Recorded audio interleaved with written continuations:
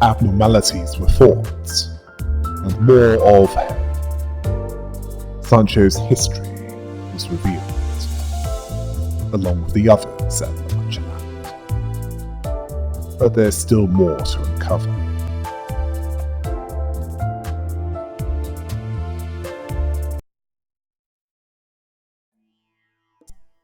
Sancho explained that as they created La Manchaland, Don Quixote told them that, well, that numerous rules would only shackle them.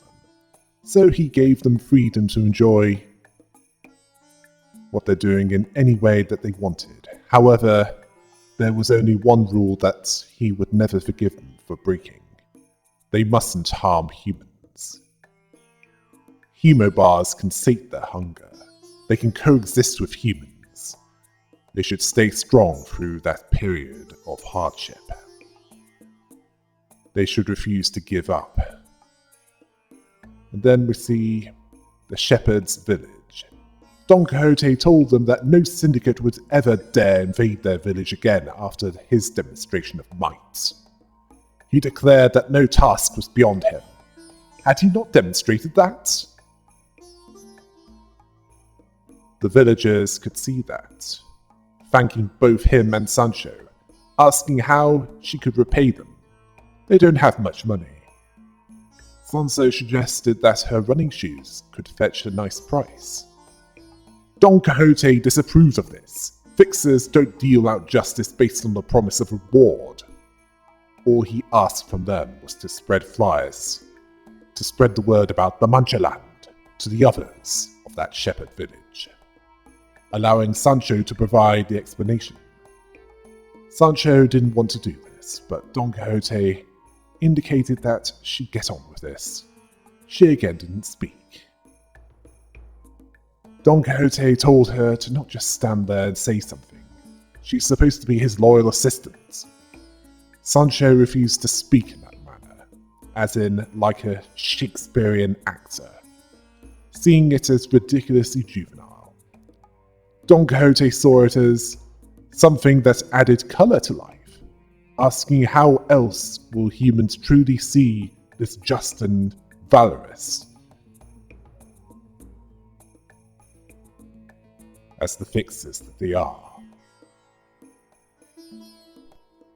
Sancho didn't see how that embarrassing manner of speech had anything to do with being a fixer. You got that right. That makes more sense when performing in London or Stratford-upon-Avon. Don Quixote urged her to try this again, telling Sancho to come to him. Sancho's annoyance was increasingly annoyed by this. Before he could remind her of her cue, she said, "Verily, thou mustn't relent, no matter what the hardship. Slow not thy running pace until thou arrivest at thy destination. Though hidden it may seem, perseverance shall see thee through to La Manchaland of hopes and dreams." Or, don't give up no matter what, don't give up until you get to the destination, elusive as it was. Persevere with this to La Manchaland of hopes and dreams. She struggled to say the last few words. Nicolina the barber said that's their first kindred, Don Quixote. Back in the present, and she apologized to him that they couldn't possibly line up with, well, to those knights that he so idealized. Laughing crazily, Sancho recognized her, and Nicolina continued by saying that when Don Quixote's eyes lingered on them, he was actually gazing beyond where they stood faraway lands. So they told him to go on an adventure he so wished to embark upon. Sancho reminded her that they're supposed to love him more than anyone. Nicolina was perfectly aware of this. She looked up to him, speaking of his greatness with every breath. Did she think that she was his only child? She was too. They're all of his noble bloodline. This angered Sancho. as what they've done is filial impiety. They smelled the carnage upon their return to Manchaland upon their return. Nicolina didn't deny this. She was burning with wrath. And Don Quixote was more so burning with wrath and descended upon La Manchaland amidst its festival to deliver swift retribution for their transgressions. Nicolina laughed manically, finding it fun and satisfying, the fullness. Don Quixote was not as forgiving. In fact, he wasn't forgiving at all. But they were prepared for that. It's why they told him where the relic was. Then we saw the cave in the past where the bear was fought. Don Quixote pointed out to Sancho the legendary relic, the helmet of Mambrino. Nicolina, Coriambo, and Dulcinea was thanked for informing them of where it was, asking why. Sancho wanted to know why. Don Quixote dismissed his own suspicions, asking what that expression was, asking if the ending of their adventure was truly disheartening. Sancho wondered how their family at the Manchaland fared. Don Quixote believed that they must be faring quite well, seeing them kinder, gentler souls than most. They needed to hurry back, believing that Bari must be waiting for them. She was always a step ahead of them. Back in the present, Nicolina thought that Sancho would have understood had she been there. The blissful, nearly ecstatic taste of human blood after such a long drought, its flavour was madness. Sancho saw it as a horrible sight. Nicolina thought that it was odd that she who was the favourite was the first to flee. Sancho told her that she didn't flee. Don Quixote forced Rocinante onto her feet, and Don Quixote asked if she understood. She must continue the adventure in his stead. Sancho refused.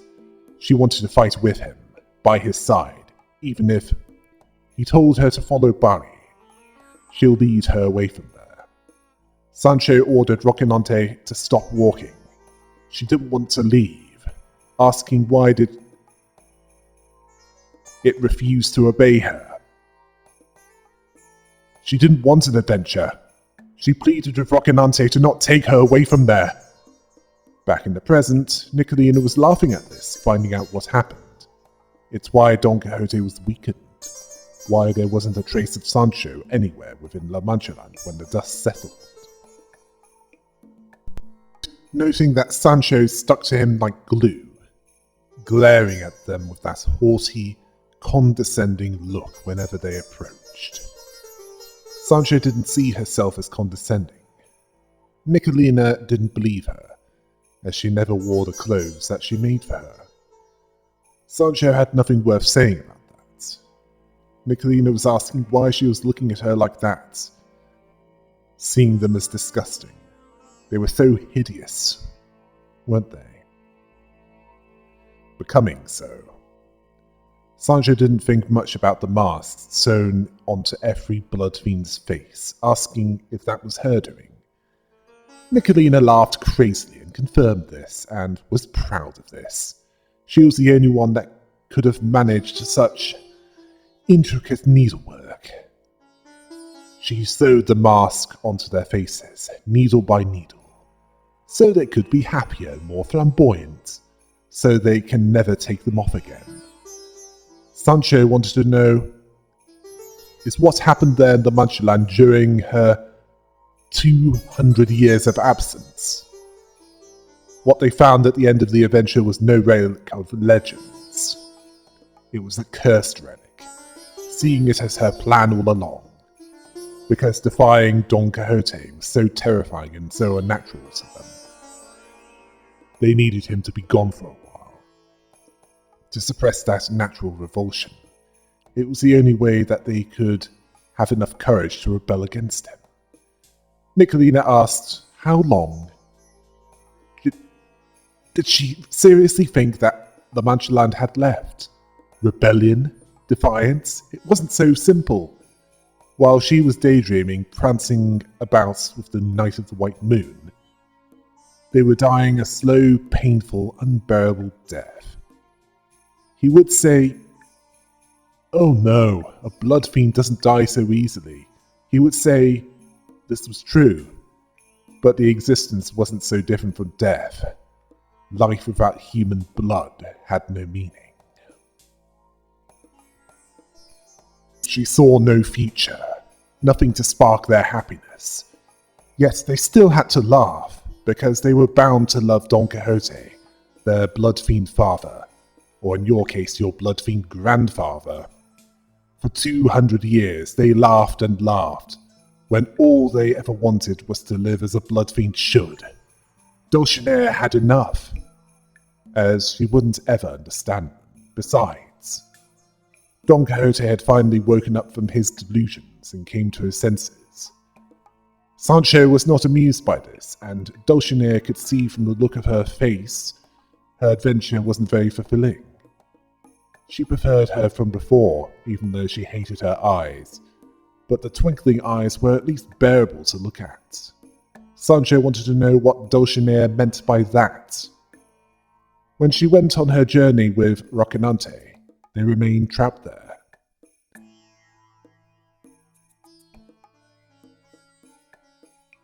And this was furious to them, who failed to see as he did. Yes, Don Quixote was not too pleased with this betrayal, and Sancho understood this to mean that he sealed Manchaland away. Yes, I can understand his anger there. His children betrayed him, and then he locked Manchaland away to protect the humans. Coriambo the priest, and, well, he added that only 200 years of darkness remained, even as they used the powers of the cursed relic to prevent their natural law. Perverted, rather. To suppress the taboo that they couldn't go against Don Quixote. He didn't think that she'll ever understand their pain of having to stake Don Quixote's chest. Nicolina mentioned that he tried to kill himself, laughing at that time. He had tears down his face. She found it funny. He saw it as a punishment they deserved. They not only went against Don Quixote's wishes, but also committed the capital sin of bringing him harm. Oh, so that cursed relic, that helm of Mambrino, allowed them to go against the psychological barrier, preventing them from going against him, or even harming him. They wouldn't be able to do what they did otherwise. Nicolina asked if they were really that wrong. They were sealed within La Manchaland for 200 years. They had nothing. They resorted to digging through dirt for rotting meat carcasses. She was trapped there with nothing but anguished cries, seeking death over this torturous existence.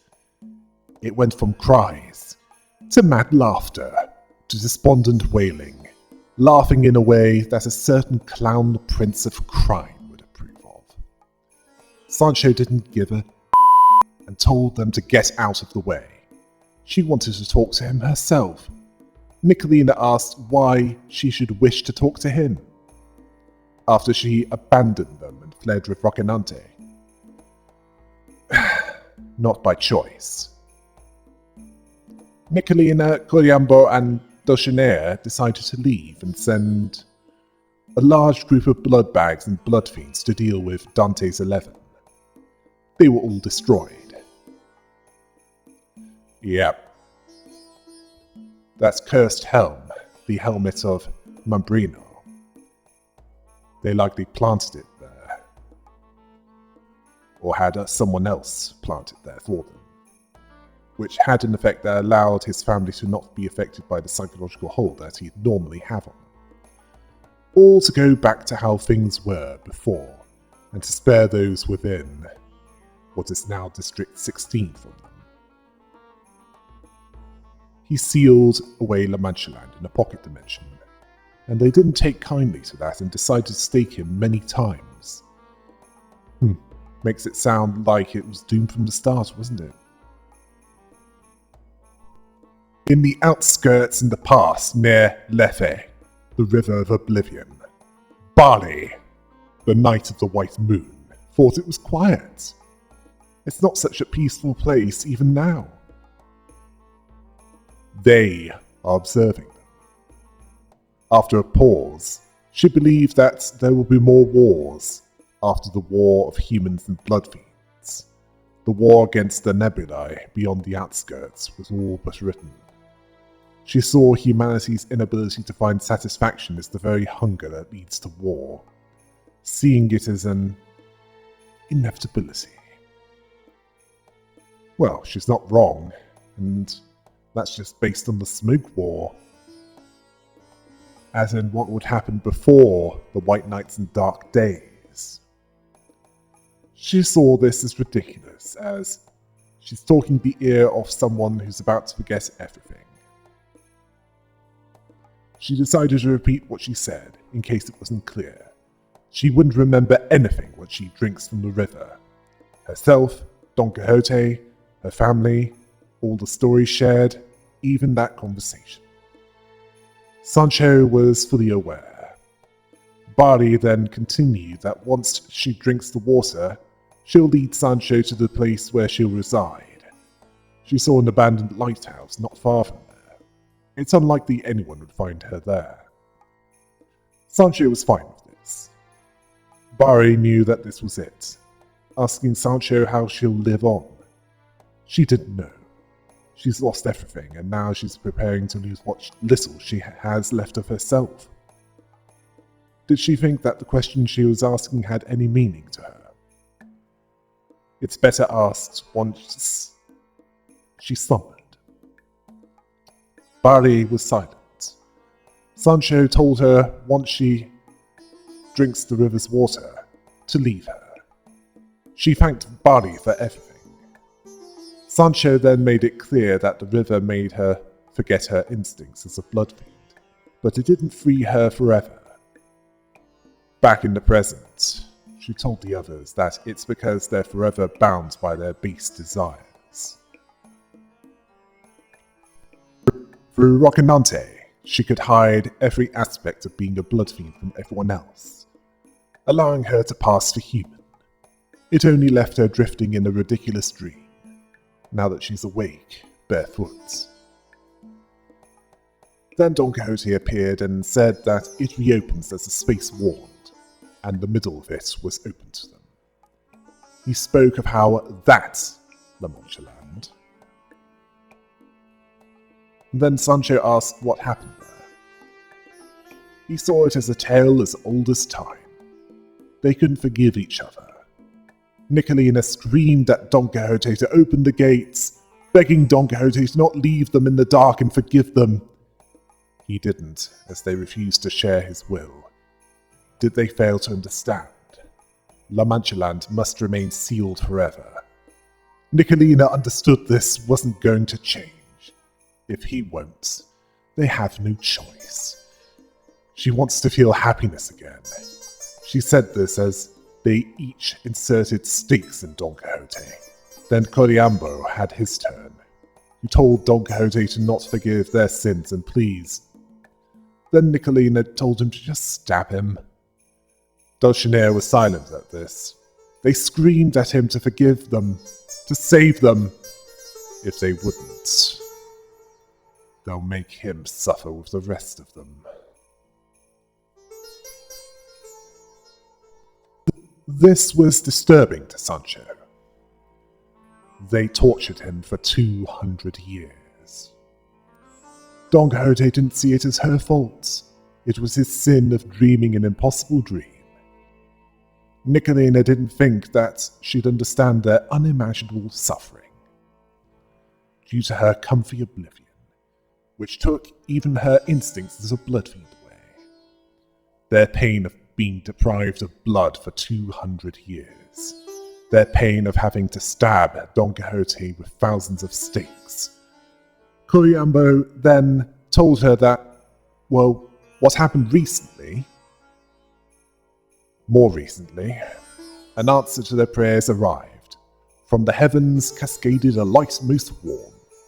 Dulcinea described it as a light which was forever taken from them, gentler than her last memory of the sun as a human. Sancho realized this to have something to do with Sanson, asking which family he was from. Nicolina didn't know, didn't care either, as concepts such as family or elders was washed away by 200 years of pain. He saved them from that torturous hell. That was what mattered. That's when La Manchaland opened again. Sanson was above, seeing La Manchaland, and it pained him terribly to see the blood fiends there in dire states. They looked terrible. This caught Nicolina's attention, seeing a light so warm. Her throat was dry from thirst. Sanson told everyone to wake up and prepare to greet guests. Nicolina was starting to register this. Sanson reminded them of those who will willingly supply their fresh blood to all of them. This was what Nicolina yearned for. Sanson told them to change from their wardrobe and freshen up. Start a louder, more flamboyant festival, enough to captivate the new guests. Then he saw the disgraced first kindred, the father of the Manchaland blood fiends. Yes, the Manchaland blood fiends. Don Quixote. Apparently the other elders were saddened to see the state that he was in. Don Quixote reached out for the warm glow, asking what nature of light that was. Sanson called it the light of the golden bar. It would take root deep in his heart, taking his desires, his subconscious as its nutrients. It was then thrust into Don Quixote, and he felt that. Don Quixote hungered. Sanson told him that it would be what his last child will one day come to claim from him. Back in the present, he told Sancho that he was now forever bound to La Manchaland. It's the best of it. For his family, seeing it as the responsibility as the father of that family. Sanson reminded him that there was once a time when he would rather choose death over hardening humans. He'd given up on that, as he didn't think that they could defy their nature. It's what they were. Not even her, who left to explore that world with Rocinante. She was fated to return there as a blood fiend. She had no response to this. Don Quixote saw that many will loathe and abhor their existence, but they must feed on blood and find true happiness. There in La Manchaland, where there's only laughter, he offered her to remain there with the rest of them, be with those cursed with the same sickness. Sancho asked if he was happy in that sorry state that he was in. Don Quixote saw himself as no longer the only one with claim to his body. It must be used for the good of his family that awaits salvation. Protection against the terrifying world of misfortune that they were in. Nicolina told him at that point that those that accompanied Sancho were there to destroy La Manchaland, intending to kill them and feed him with their blood. Blood from those that won't beg for their lives, those that bravely seek to kill them, is much better. Don Quixote agreed with her, telling them to kill them and lead La Manchaland once again into a festival of dreams. Well, for blood fiends, yes, it is a festival of dreams, but for humans, it's a festival of nightmares. Even by the city standards. I mean, even in the back streets of District 23, it'd be a festival of nightmares. And who'd notice a blood fiend there? As cannibalism is common. I mean, If you saw a blood fiend drinking blood in the back streets of District 23, no one would bat an eyelid. Unless they weren't local, of course. Dante's 11 then fought Dulcinea, the second kindred, and her third kindred, Nicolina the barber, along with Coriambo the priest. They were all fighting together. They weren't all fully healed from their previous battles. Yes, they all fight together in defense of Don Quixote. So they're not just with less HP than before, but each turn results in them having one defense level down, which maxes out to 15. Dulcinea has much of the same attacks as before, but lacks the shield, although she can buff her allies, either with a damage buff or a defense buff. Nicolina is much the same as before. In fact, the bleed is slightly stronger, and she can upgrade her blood-tinged scissor blades, if that status is high enough. Coriambo is also new. It's unclear what he did at full strength against Jia Zichun's forces, but he had a heavy focus on bleed, both in inflicting it on himself and others, due to his tendency to whip himself in penance. He also gains a debuff to damage dealing and defense with each 3 aiming heart, and when there's 10 of them, he'll not only gain 3 fragile and lose 5 HP, he'll heal 40% of the damage dealt him. The blooded hand status will inflict 1 more rupture on hitting enemies, and when there's 10 of this, he'll also double the self-healing. If no other allies are near, when consuming Blood Feast, the blooded hand will also reuse coins of certain skills. If it's upgraded enough, of course. It was a tough battle for Dante's 11, but they eventually killed the 3 overseers of the Manchaland. They then received the Egeo gift, a Hollow Dream, where healing between 2 to 5 HP can occur by hitting those with bleed, and consuming Blood Feast will increase coin power by 1. Now that would largely be useful for the Blood Fiend identities. Not so useful for any others, unfortunately.